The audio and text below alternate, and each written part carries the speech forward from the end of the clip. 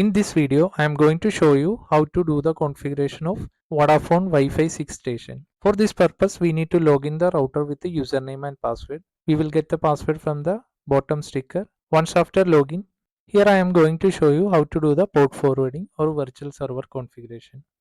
For this purpose, we need to select Internet, then port mapping. Here you are able to do the port forwarding.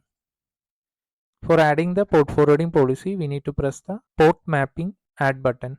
Now we need to select the service type.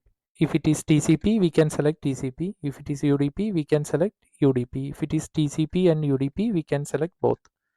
Then select the device. You can select the device which is available in the system, or we can enter the IP manually. Here I am entering the IP manually. Then select the type. If it is a single port, we can select port. If it is a port range, we can select port range.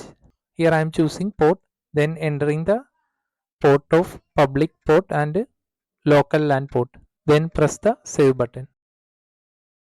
Then press the apply button. If you want to delete the port forwarding, we can simply press the delete button.